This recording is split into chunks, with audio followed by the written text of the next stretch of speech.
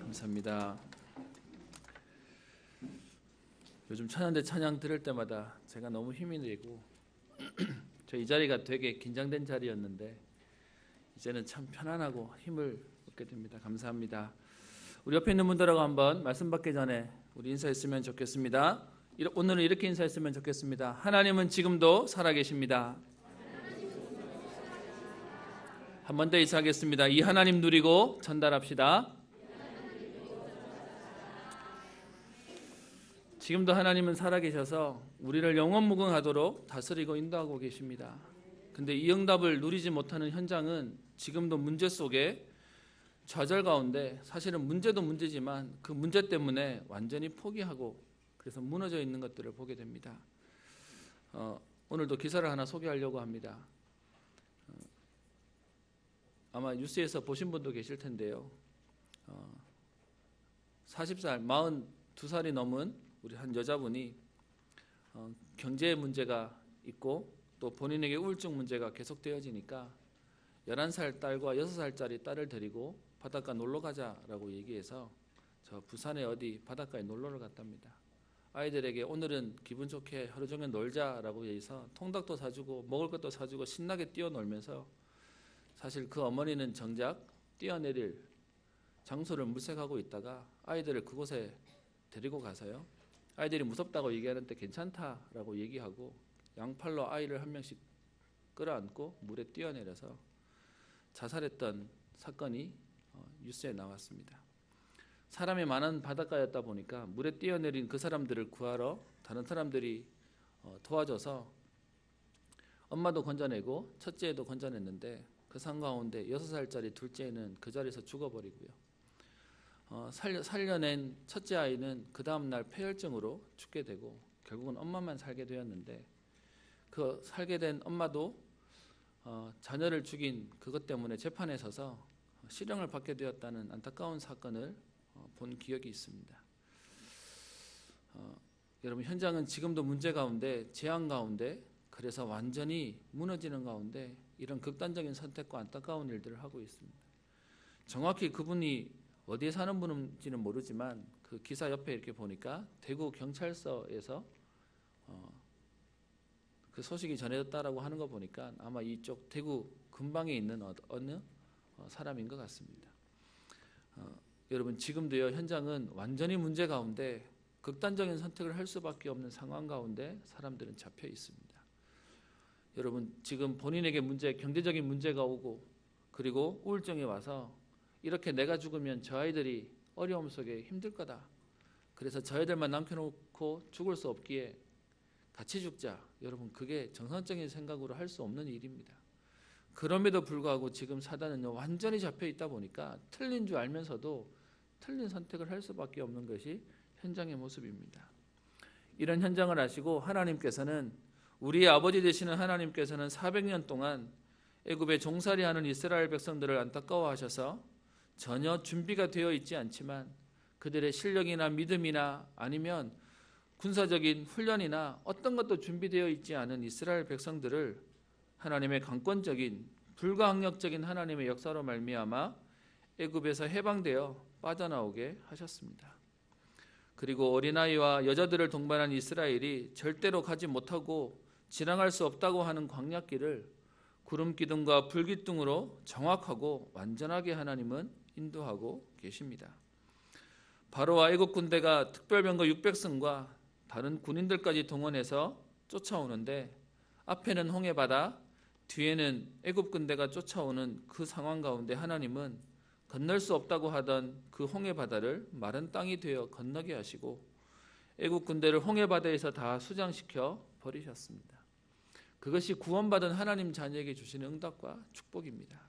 이 땅을 살아가는 저와 여러분들에게 하나님의 언약을 붙잡은 우리에게 하나님은 동일한 응답과 축복들로 인도하시며 역사하실 것입니다. 이 상황을 목격하게 된 모세와 이스라엘 백성들이 찬양하는 장면을 우리 지난주에 보게 되었습니다. 우리가 성경을 보면서 확인해야 될 것은 옛날 얘기가 아니고요. 지금도 우리의 죄와 사망의 권세를 십자가에서 해결하신 우리 주님의 구속의 역사를 우리는 바라보고 그래서 그리스도를 상징하는 십자가의 능력을 통하여 감격하며 찬양하며 오늘도 우리의 삶을 인도하실 그 하나님을 날마다 범사에 감사하는 그래서 오늘도 그 기적을 체험하는 응답의 날로 우리를 살게 하실 것입니다. 그래서 묶여있고 잡혀있는 우리에게 참된 해방의 응답을 주시고요. 성령에 내주하시고 우리를 인도하시며 우리가 기도할 때마다 하나님은 기적 같은 일들로 우리에게 역사하시며 주의 천군천사를 동원하시고 그리고 사단이 결박되어지며 우리의 배경이 천국의 배경임을 하나님은 말씀하시고 이 복음의 비밀을 누리고 그래서 세계복음할 전도자로 우리를 부르셨기에 이 응답을 누리게 하나님은 하실 것입니다. 절대 불가능해 보이는 출애굽 그리고 광야 홍해의 그 응답 속으로 하나님은 이끄셔서 하나님의 절대 가능한 응답을 누리도록 하나님은 지금 이스라엘 백성들을 이끌고 계시는 것입니다. 왜 그렇게 하셔야 됩니까? 이스라엘 백성들을 통하여 하나님은 광야를 지나 가나안 땅으로 하나님의 약속하신 땅으로 가야 되고요. 이 비밀을 전달해야 되는 이유가 있기 때문에 그렇습니다. 그래서 할 수 없을 것처럼 보이고 안 될 것처럼 보이는 문제를 만날 때마다 하나님께서는 친히 역사하시고 응답하셔서 하나님을 체험하도록, 그래서 이 복음의 언약을 누리고 후대에게 전달하도록 가나안 땅에 하나님 가도록 하나님은 인도하시겠다라고 약속하고 있습니다. 오늘 혹시 문제 가운데, 사건 가운데 있다가 오신 분 계십니까? 사단은 우리에게 문제와 사건을 통하여 우리 스스로 포기하고 무너지도록 만들 것입니다. 어떤 면에선 오래된 우리 애굽의 체질과 노예된 우리의 근성으로 인해서 문제와 사건이 생길 때마다 핑계대고 원망하고 불평하고 그래서 무너지도록 만들 것입니다. 오늘 여러분과 보려고 하는 출애굽기 15장에 있는 내용은 마라라고 하는 쓴물이 단물이 되어진 내용입니다. 아마 교회를 다녀보신 분이라면 본 내용을 잘 알고 계실 것입니다. 저는 요즘 말씀 준비하고 말씀을 묵상하면서 요즘 제게 성경이 새롭게 좀 보이고요, 조금 다르게도 보입니다. 출애굽기에 나오는 하나님의 말씀하고요, 그리고 민수기에서 나오는 이스라엘을 대하는 하나님의 모습하고 조금 다릅니다. 똑같이 이스라엘 백성들은 문제를 만나면, 사건을 만나면 여러분 노예되어 있다는 말의 의미가 뭔지 아십니까? 수동적인 삶을 살았기 때문에 시키는 대로 이끄는 대로 살면서 살았다는 겁니다. 근데 여러분 그 타성적인 삶이 뭐가 문제가 되냐? 조금만 문제가 생기면 불평하고 원망하고 핑계대고 막 사실은 무너질 수밖에 없는 그 불신앙하는 체질이 그들에게 400년 동안 문제로 딱 잡혀 있습니다. 근데 그런 이스라엘 백성들을 하나님 아시고요, 지금 출애굽기 14장부터 이스라엘 백성들을 지금 이끌어 나가시는 겁니다. 근데 하나님이 좀 살살하셔도 되는데 굉장히 지금 큰 사건들 가운데 하나님 만드십니다. 출애굽하게 만드시죠. 홍해 앞에 서게 만들죠. 뒤에 애굽 군대가 쫓아오게 만들죠. 어떤 면에서는 작은 일 생겨도 불평하는 이스라엘 백성들에게 하나님이요 큰 사건들을 만드시면서 이스라엘 백성 속에 있는 불신앙과 체질들이 계속 튀어나오게 만드십니다. 그동안 저도 어떻게 들었냐? 불신앙하기 때문에 하나님 싫어하시고 불신앙하면 안 된다라고 배웠습니다. 그런데 출애굽기의 특징이 뭐냐 하면 불신앙하는 이스라엘 백성들을 하나님은 아무 말 안 하시고요, 하나님은 계속 역사를 보여주십니다. 계속 하나님은 응답을 보여주십니다. 근데 민수기에서 나오는 이스라엘 백성들이 사건을 만나고 불평하니까 하나님 어떻게 하는지 아십니까? 그들을 책망하고 벌하십니다.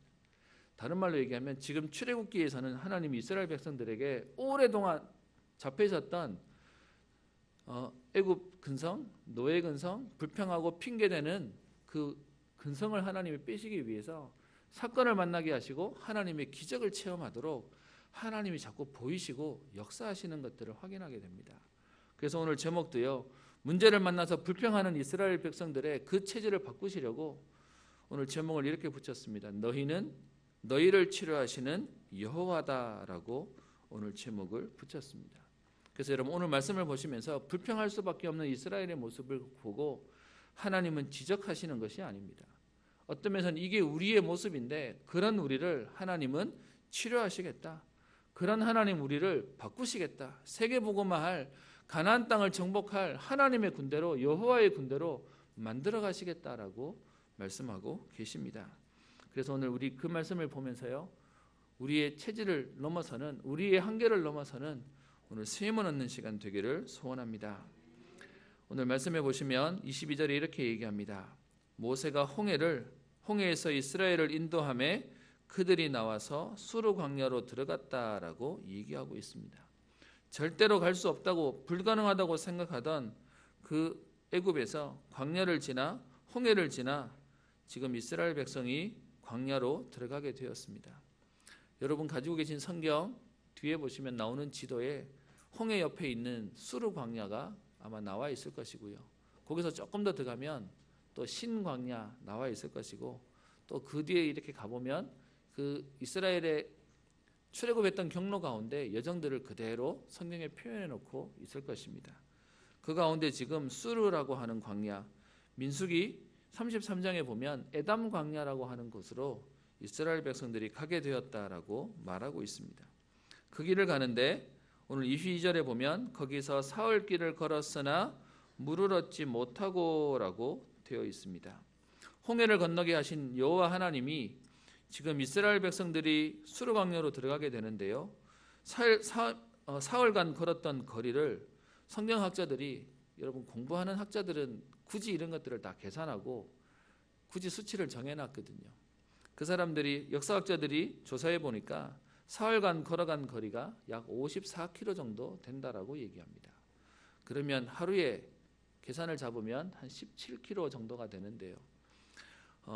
성인들이 걷기에도 17km는 적은 거리가 아닌데 어린아이들과 그리고 부녀자들이 지금 17km를 하루에 걸었다라고 얘기하면 굉장히 힘든 거리를 거는 것입니다.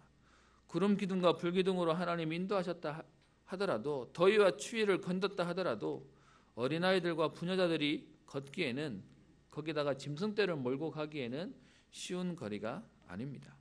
그렇게 3일 길을 걸었는데 하루도 어떤 면에서는 견디기 힘든 그 길을 걸으면서 사흘 길을 걸었는데 물을 얻지 못했다라고 얘기하고 있습니다.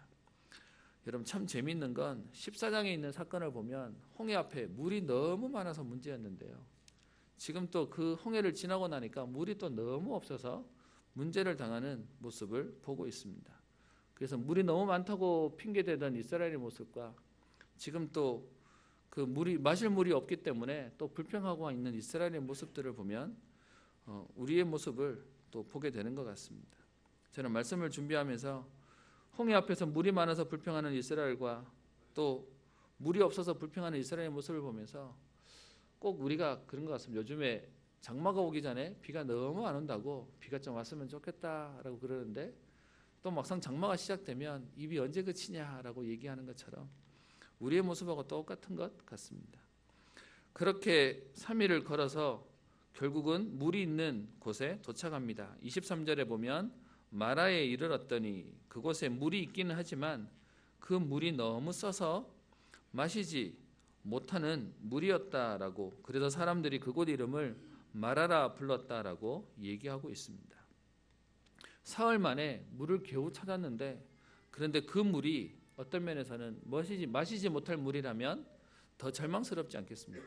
아예 없으면 기대라도 있을 텐데 물을 찾았는데 마시지 못하니까요.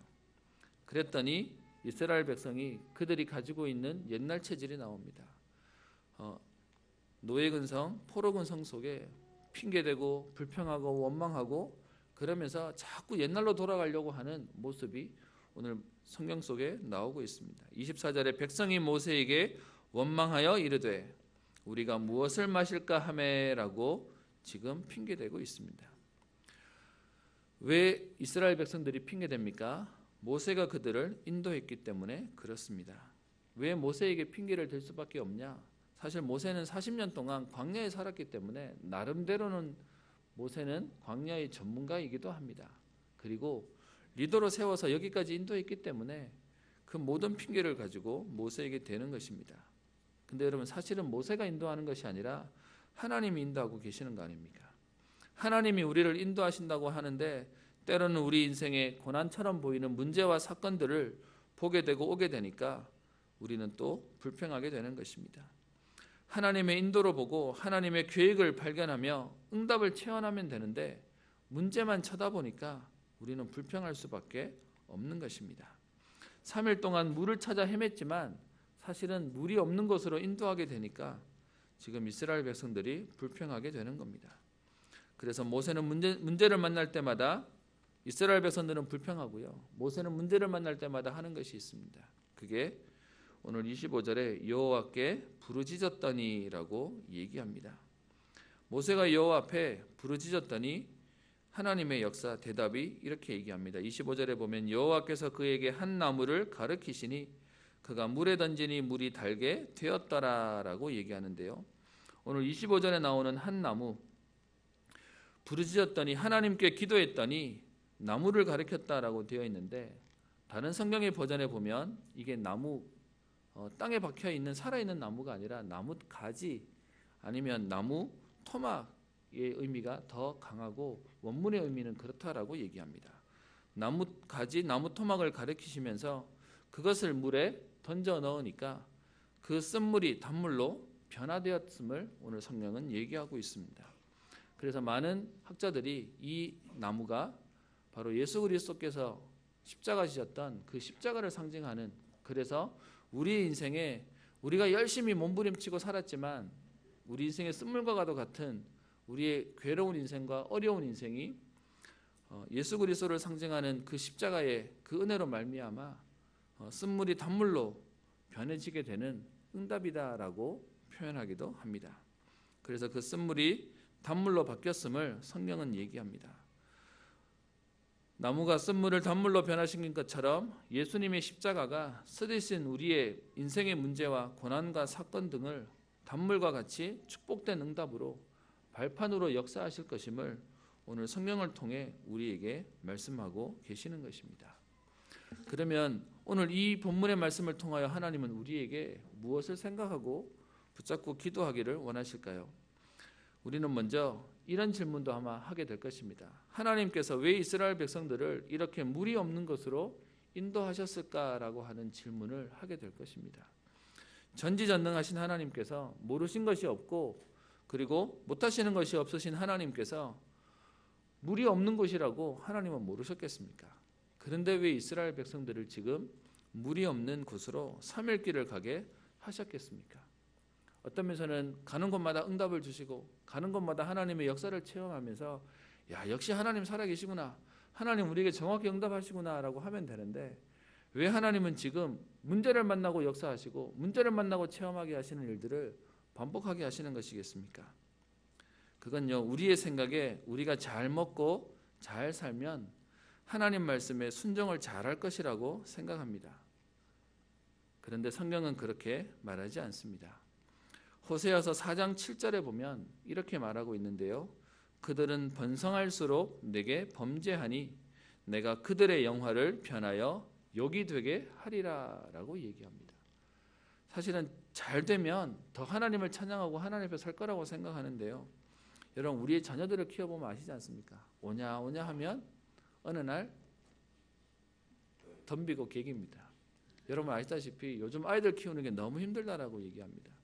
많은 아기 키우는 우리 어머니들이 돈 버는 것보다 직장생활 하는 것보다 아기 키우는 게 더 힘들다고 얘기할 만큼 사실은 아이들이 되게 얕기도 합니다. 잘해줬는데 어느 날 수염을 뽑는다고 얘기하는 것이 아이들의 특징이기도 합니다.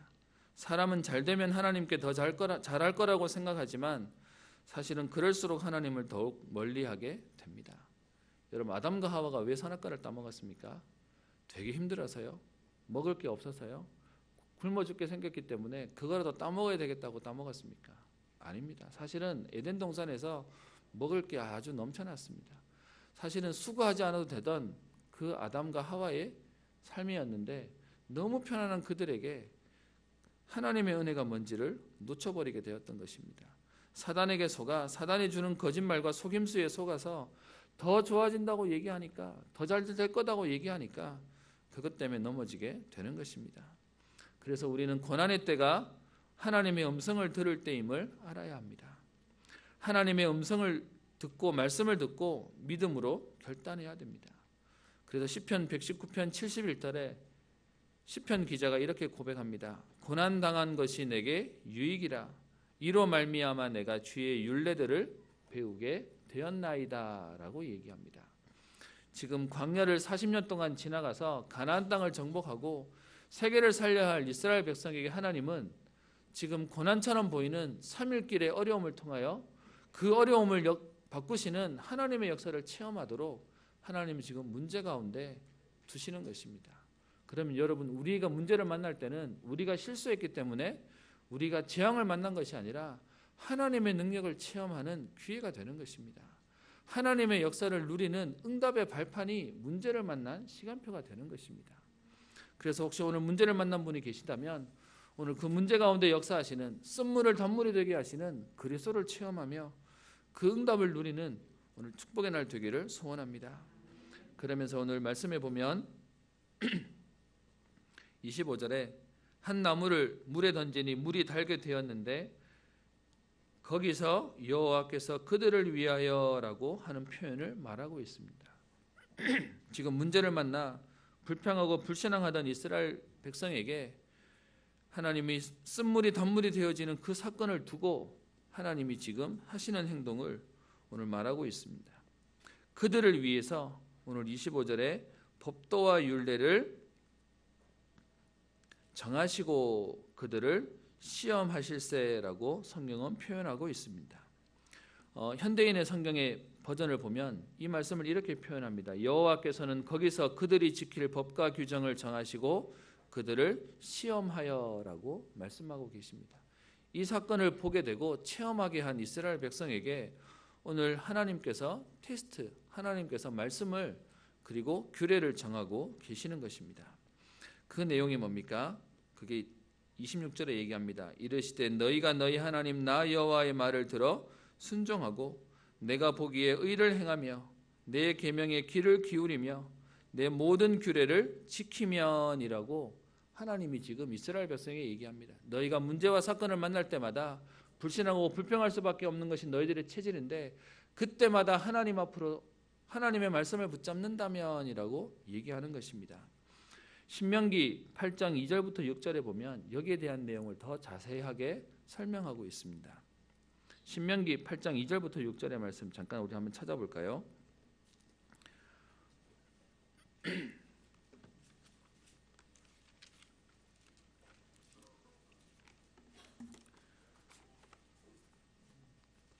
이 부분은 우리 출애굽기를 보는 가운데 아마 자주 인용이 될 성경 구절입니다. 8장 2절부터 6절까지 우리 같이 한 목소리를 한번 읽었으면 좋겠습니다. 모세가 지금 이스라엘 백성에게 설명하고 있는 장면인데 같이 읽겠습니다. 내 하나님 여호와께서 이 40년 동안에 내게 광야길을 걷게 하신 것을 기억하라. 이는 너를 낮추시며 너를 내 마음이 어떠한지 그 명령을 지키는지 지키지 않는지 알려 하심이라.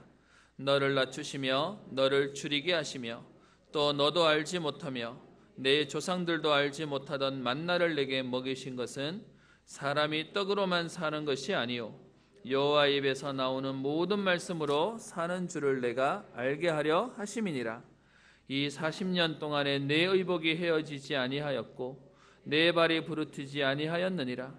너는 사람이 그 아들을 징계함 같이 내 하나님 여호와께서 너를 징계하시는 줄 마음에 생각하고 내 하나님 여호와의 명령을 지켜 그의 길을 따라가며 그를 경외할지니라. 아멘. 그러면서 뒤에요 11절부터 16절까지 한 구절 더 보도록 하겠습니다. 같이 읽겠습니다. 내가 오늘 내게 명하는 여호와의 명령과 법도와 규례를 지키지 아니하고 내 하나님 여호와를 잊어버리지 않도록 삼갈지어다. 내가 먹어서 배부르고 아름다운 집을 짓고 거주하게 되며 또 내 소와 양이 번성하며 내 은금이 증식되며 내 소유가 다 풍부하게 될 때에 내 마음이 교만하여 내 하나님 여호와를 잊어버릴까 염려하노라. 여호와는 너를 애굽 땅 종되었던 집에서 이끌어내시고 너를 인도하여 그 광대하고 위험한 광야 곧 불뱀과 전갈이 있고 물이 없는 간주한 땅을 지나게 하셨으며 또 너를 위하여 단단한 반석에서 물을 내셨으며 내 조상들도 알지 못하던 만나를 광야에서 내게 먹이셨나니 이는 다 너를 낮추시며 너를 시험하사 마침내 내게 복을 주려 하심이었느니라. 아멘. 오늘 말씀 속에 얘기합니다. 하나님이 우리에게 법도와 율례를 주시는 이유가 무엇입니까? 사실은 뭔가를 규칙을 만들면 번거롭게 되는 겁니다. 그런데 여러분 우리에게 때로는 필요한 규칙도 있습니다. 여러분 어릴 때부터 우리 많이 배웠던 거 있지 않습니까? 왜 양치하라 그러고 손 씻으라고 얘기합니까? 집에 들어오면 왜 제일 먼저 씻는 것부터 하라고 얘기합니까? 그게 우리의 위생과 관련이 있고 우리의 건강과 관련이 있기 때문에 그렇습니다. 우리는 자꾸 하나님이 만드신 율례와 또 법도와 하나님이 만드신 것들이 자꾸 우리를 어렵게 만드는 것이라고 얘기합니다. 그런데 성경은 그렇게 말하지 않고요. 오늘 읽었던 신명기 8장 16절 마지막에 마침내 내게 복을 주려 하심이었느니라 라고 말씀하고 있습니다. 하나님은 우리를 살리기 위해서 얘기하는 것입니다. 아이들이 너무 놀고 망가지고 그러면 부모님이 때로는요 시간 되면 자라 라고 얘기도 하고요. 너무 노는데 정신없는데 그거 굳이 말리고 와서 밥 먹으라 라고 얘기도 합니다. 사실은요 아이를 망치게 하려고 하는 게 아니라 그 아이를 키우려고 하는 하나님이 부모의 마음이기도 합니다. 마찬가지로 하나님도 우리에게 우리에게 법도와 율례를 통하여 하나님은 하나님의 사람들로 만들어 가시겠다라고 약속하고 계십니다. 그래서 오늘 말씀 속에 얘기하기를 그들을 위하여 법도와 율례를 정하시고 그들을 시험하실세라고 얘기하고 있습니다. 지금도 하나님이 우리에게요, 하나님의 말씀대로 살면 복을 주신다, 그렇게 말한 게 아닙니다. 사실은 하나님 우리를 완전히 구원과 또 하나님의 축복 가운데 우리를 살려놓으시고는 그런 우리에게 그 하나님의 응답을 누리도록 우리에게 예배 자리 가운데 우리를 부르신 것입니다. 저는 지금도요, 예배드리자 이 말은 참 좋은데 예배드려야 복을 받지, 이 말은 참 불편합니다.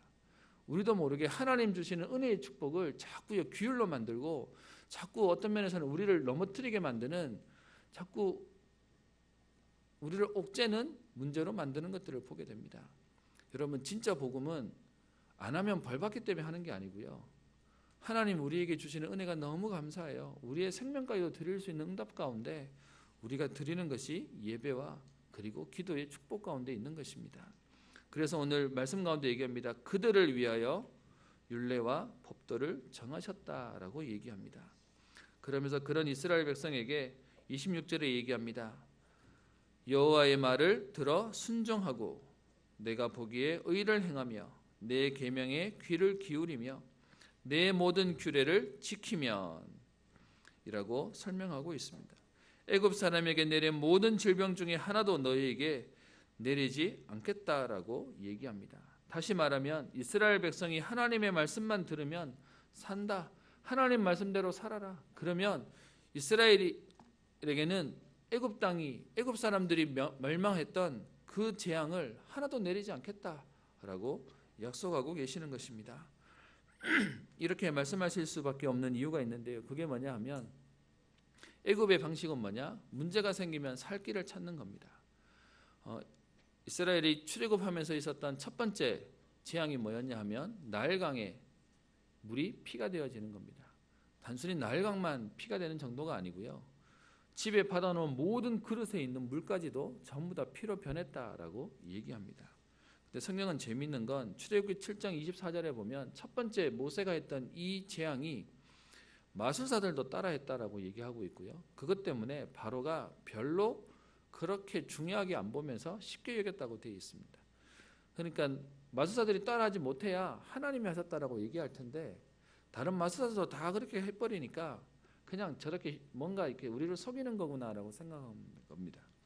그런데 그때 물을 얻지 못했던 애굽 사람들이 한 행동이 뭔지 아십니까? 출애굽기 7장 24절에 보면 나일강변에 가가지고 땅을 파서 물을 마실 수 있는 물을 찾아서 물을 먹었다라고 하는 기록이 나와져 있습니다. 다른 말로 얘기하면 문제를 만나면 하나님께로 돌아와야 되는데 애굽의 방식은 뭐냐? 자기들이 알아서 살 길을 찾는 겁니다. 그래서 오늘 지금 말씀하시는 게 내 말에 순종하고 내가 보기에 의를 행하며 내 계명에 귀를 기울이고 내 모든 규례를 지키라고 얘기하는 것은 문제를 만났을 때 애굽의 방식처럼 알아서 살아남는 방법을 취하는 것이 아니라 하나님의 말씀대로 하나님의 말씀 속으로 들어가라라고 얘기하는 것입니다. 예레미야 2장 13절에 보면 이런 표현이 있습니다. 내 백성이 두 가지 악을 행하였나니 곧 그들이 생수의 근원되는 나를 버린 것과 스스로 웅덩이를 판 것인데 그것은 그 물을 가두지 못할 터진 웅덩이들이니라 라고 얘기하고 있습니다. 무슨 말입니까? 문제가 생기면 사실은 그 문제를 해결할 수 있는 그리스도를 바라봐야 되는 것인데요, 그런데 문제가 생기면 자꾸 본능적으로 그 문제를 해결하려고 우리가 자꾸 움직이는 것입니다. 하나님 없이도 우물을 파고 그리고 스스로 살 길을 찾아서 막 움직이는 것입니다. 그랬더니 사람들은요, 그기에 대한 결과로 얻는 것이 뭐냐? 어떤 면에서는 3일 길 동안 물을 계속 찾았을 겁니다. 그런데 그 찾은 물이 결국은 쓴물, 먹을 수 없는 물이 되는 인생의 악순환을 설명하고 있는 것입니다. 그래서 저와 여러분들은 오늘 분명하게 알아야 될 게 있는데요, 오늘 26절에 설명하기를 내 말을 듣고 내 말을 들어 순종하고 내가 보기에 의를 행하고 내 계명에 귀를 기울이며 내 모든 규례를 지키면, 오늘 하나님께서 설명하시는 내용이 애굽 사람에게 내린 모든 질병 중 하나도 너희에게 내리지 아니하는 너희를 치료하는 여호와임을 성경은 말씀하고 계십니다. 쓴 물이 마실 수 있는 단물이 되었듯이 우리의 쓴 인생, 모두가 지옥의 쓴맛을 보아야 할 우리의 인생이 하나님 주시는 영생수를 마실 수 있게 되었다는 것입니다. 오직 주 예수 그리스도가 우리의 영생의 양식이요 영생수임을 성경은 얘기하고 있습니다. 그래서 오늘 너희를 치료하는 여호와 라파라고 얘기하는데요. 지금도 인생의 어려움과 문제를 만난 여러분들에게 우리는 우리가 그 일을 해결해 보려고 땅을 파고 우물을 만들고 그리고 몸부림치는 것이 세상에서 말하는 우리 보고 살아라고 하는 세상의 방식입니다. 애굽의 방식입니다. 그런데 성경은 우리에게 그렇게 말하지 않고요. 예수 그리스도를 통하여 쓴 물이 단물이 되어지도록 하나님은 역사하시고 축복하시겠다, 치료하시겠다라고 약속하고 계십니다. 그래서 여호와 라파, 치료하는 하나님이다라고 얘기하고 있습니다.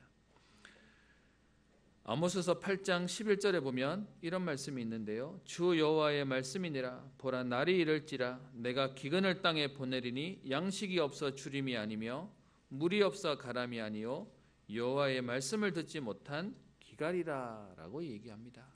우리는 물이 없어서 물을 찾아다니지만 진짜 우리에게 필요한 건 마실 육신의 물이 아니고요. 하나님의 말씀이다라고 성경은 얘기하고 있습니다. 우리 인생의 문제는 양식이 없어서 오는 문제가 아닌, 물이 없어서 오는 기갈이 아닌 하나님 말씀에 그 하나님 주시는 응답을 누리지 못하기에 오는 문제입니다. 성령께서 우리에게 은혜를 주셔서 우리를 십자가의 보혈로 구원하신 우리 주님을 의지하게 하기를 하나님은 원하십니다. 그래서 우리 주님께 소망을 두고 그리스도의 보혈의 은혜를 찬양하며 오직 그리스도, 오직 하나님의 나라, 성령 충만의 비밀과 그 말씀만 따라가는 인생 되기를 하나님은 원하시는 것입니다. 그래서 오늘 말씀 가운데 나는 너희를 치료하는 여호와이니라. 여전히 애굽 근성, 노예 근성, 그래서 불신하고 불평하고 자꾸 세상의 것으로 가려고 하는 우리에게 하나님께서는 우리를 치료하시겠다, 우리를 만들어 세계복음하는 전도자 인생으로 복음의 명문 가문으로 세우시겠다라고 약속하시는 것입니다. 이렇게 말씀하시고 난 이후에 27절에 보면 하나님이 그들을 엘림이라고 하는 곳으로 이끄십니다. 마라의 시험을 통과한 이스라엘 백성들이 엘림이라는 곳으로 하나님은 가게 하시는데요. 그 엘림은 마라에서 불과 11km 정도 떨어져 있는 거리라고 얘기합니다. 하루에 17km를 걸었으니까 11km 정도는 사실은 그 다음 날이면 갈 수 있는 거리입니다. 그런데요, 그 엘림이라는 곳에 가봤더니 성경은 뭐라고 얘기합니까? 12물샘이 있었다라고 얘기하고 있습니다. 사실 사막에서는 샘물 하나도 소중하고 중요한데 그 샘물이 무려 12개나 있었던 풍족한 현장임을 얘기하고 있고요. 또 그곳에 갔더니 70그루의 정려나무가 있었다라고 얘기합니다. 풍성한 오아시스가 있었다라고 성경은 얘기하고 있습니다. 여러분, 마라를 통과하는 자에게 하나님께서는 사실은 이미 엘림을 준비해 놓고 계십니다. 그런데 문제는 보이지 않으니까 없다고 생각하는 것이고요. 지금 마라의 현장 속에 있다 보니까 엘림이라고 하는 응답이 올 것이라고 상상을 못하는 것입니다. 여러분, 우리 눈에 보이지 않아도 엘림은 존재하고 있습니다.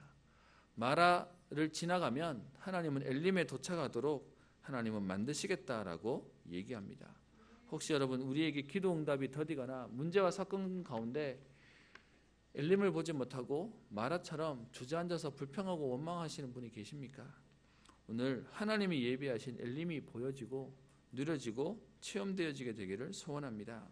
마라를 지나게 하셔서 풍성한 오아시스인 엘림에 하나님은 도착하도록, 그래서 그곳에 장막을 치도록 하셨습니다.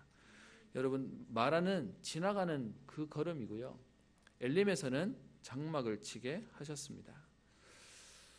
이런 글귀를 하나 봤습니다. 옛날 청교도들이 핍박을 당하고 어려울 때 그들이 하던 멘트가 있었다라고 얘기합니다. 그들끼리 만나면 어려운 상황 속이니까 이렇게 인사했답니다. 가장 좋은 것은 아직 오지 않았습니다 라고 하면서 그 어려움을 넘어섰다라는 얘기를 본 적이 있습니다. 정말로 하나님을 믿고 바라본다면 쓴물이 단물이 되어지는 하나님의 역사를 체험하도록 하나님은 하실 것입니다. 오늘 하나님이 이스라엘 백성들을요 지금 출애굽해서 사실 잠시도 쉬지 못하는 시간 가운데 계속 하나님은 뭐하냐? 문제 속에 집어넣어서 그 문제를 해결하시는 하나님을 체험하게 하시는 것입니다. 왜요? 광야를 지나가야 되니까요. 왜요? 가나안 땅에 들어가서 하나님이 하신 응답을 전해야 되니까요. 마찬가지로 저와 여러분들에게 하나님은 문제와 사건들을 지나가게 하시면 그것을 넘어서는 하나님의 능력을 체험하도록 우리를 만들어 가실 것입니다. 우리의 체질이 아직 세계복음할 체질이 아닌 줄 아시기에 문제와 사건 생기면 자꾸 원망하고 불평하는 줄 아시기에 책망하려고 부르시는 게 아니고요. 하나님이 우리를 치료하시겠다라고 약속하고 계시는 것입니다. 말씀을 마치겠습니다. 어떤 문제를 만나도 불평하거나 원망하지 말며 예수 그리스도로 문제 해결을 받으시는 응답을 누리며 예비하신 엘림을 맞는 응답의 한 주간 평생 되시기를 주의 이름으로 축원합니다. 기도합니다. 살아계신 하나님 아버지, 애굽에 400년 동안 종살이 하던 우리에게 몸은 빠져나왔지만 여전히 생각과 우리의 체질들은 불평하며 불신앙하는 이스라엘의 모습을 아시고 하나님께서는 홍해를 건너며 또 마라라고 하는 쓴물 가운데 단물이 되어지는 하나님의 응답을 통하여 치료하시는 하나님의 능력을 체험하도록 역사하신 주님, 하나님 우리의 삶 가운데 문제와 사건들을 만나면 이스라엘 백성과 같이 불평하고 또 원망하며 불신앙하며 주저앉는 우리에게 오늘 주의 성령께서 우리를 치유하셔서 나를 넘어서 우리의 가정과 가문과 지역과 민족과 세계를 살리는 전도자로 만들어 가실 줄 믿고 감사를 드립니다. 오늘도 치유하시는 하나님의 능력을 체험하는 응답의 날 되게 하여 주옵시며 우리의 약한 체질을 보게 하사 나를 보는 것이 아니라 하나님의 약속을 보게 하여 주옵시며 하나님의 언약을 붙잡고 오늘도 세임 얻는 응답의 날 되게 하옵소서. 지금도 문제 가운데 주저앉아 있고 넘어져 있고 시험 들어있는 자들을 살릴 수 있는 하나님의 응답을 누리기를 소원하오니 나를 살리게 하여 주사 우리보다 더 강한 후대와 제자를 세우게 하여 주옵시며 우리와 관계된 모든 현장이 살아나는 응답의 걸음 되게 하옵소서. 감사드리며 살아계신 우리 주 예수님 이름으로 기도합니다. 찬송가 298장 찬양하겠습니다.